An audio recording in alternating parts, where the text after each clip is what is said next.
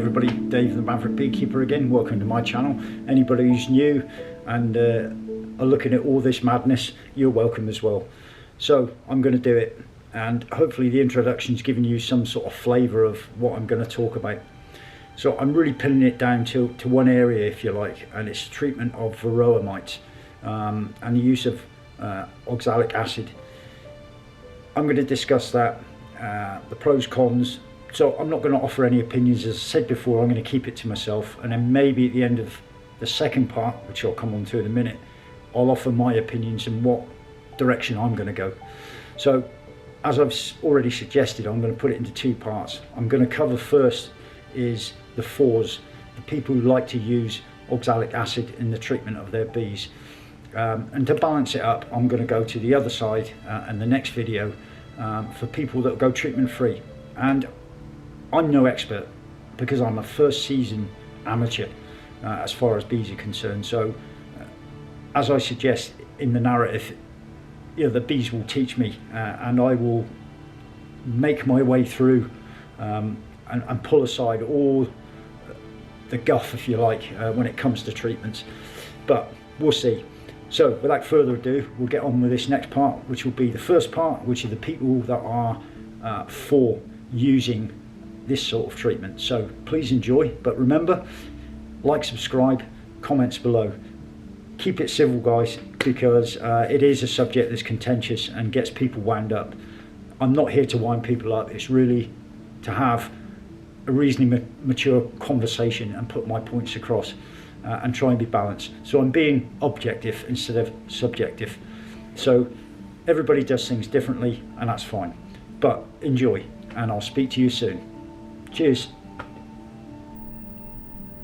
Charles Darwin first pointed out that it's not the strongest or the most intelligent species that survive, but the most adaptable.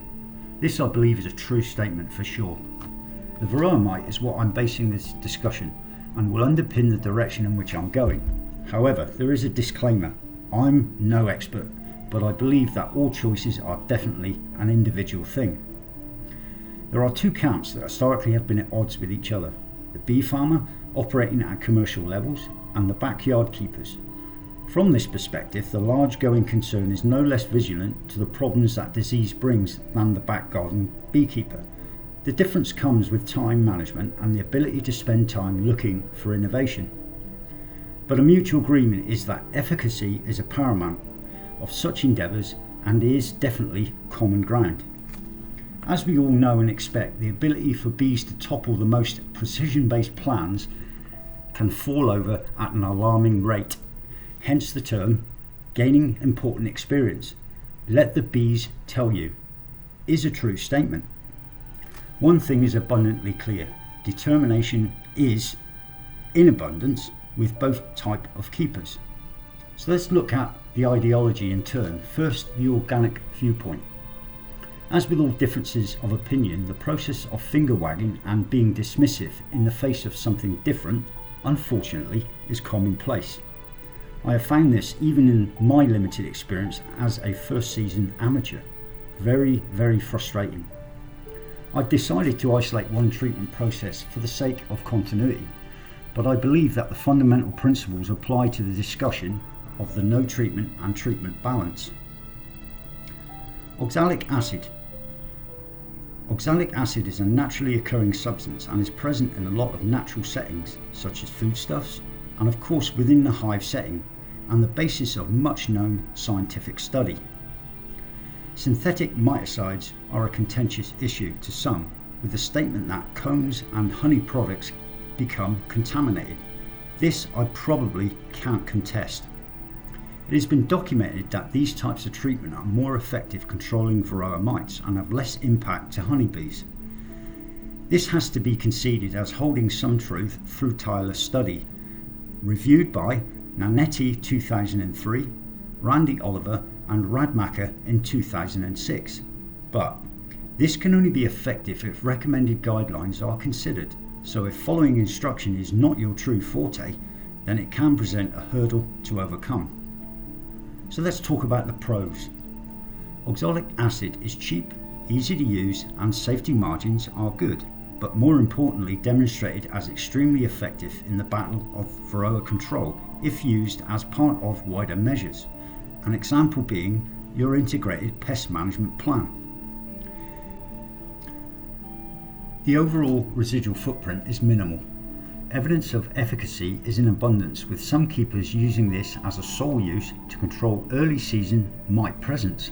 These can include the following: good and sometimes very high mite kills, safe to mix and handle, very inexpensive, and no residue in honey. It's quick to apply with little administration to retrieve waste material, strips or containers from your apiary site. Also, it provides good visual confirmation through sticky board monitoring. But there are cons. There are drawbacks with the application of Oxalic. The substance is absorbed through the honeybee's exoskeleton and through brood food to a lesser degree. Both have equal measure responsible for tissue damage.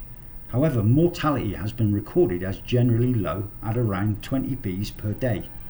A study conducted by Martin Hernandez. Studies also conducted by Randy Oliver and Dr. Marion Ellis did not notice any substantial losses within colonies even after several repeated treatments through a single season. Due to strength of colonies, the ability to accurately predict losses is an emotive subject. Generally, honeybee mortality is low in most instances, but there are drawbacks. It requires broodless colonies to ensure high efficacy. Careful application requirement is needed, i.e. reading of instructions. In some cases, brood suppression problems and possible stress induced with some increase in mortality. Of course, there is a restriction of use, limited in some cases to one application in autumn and winter. And of course, on a larger picture, there are legal implications. As most of you are aware, there are legal issues with application and the risk of entering foodstuffs within our food production and supply. Great efforts have been made to legitimise its use through governments, examples being here in the United Kingdom, oxalic treatment, the only one permitted is apibioxal. The United States have tireless campaigners to legalise other such products, something that promotes discussion and is a completely different subject. Worthy mentions of other forms of organic treatment: formic acid and formic pads, mite wipes, thymol, Apiguard and Apivar strips.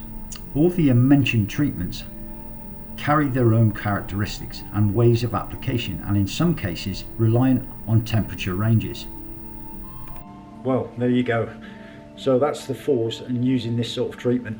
I'm hoping it's really promoted some thoughts about how you feel about it. Remember, put it in the comments. I'm really looking for feedback as far as what you guys out there believe. Again, like I said, it's a vast subject.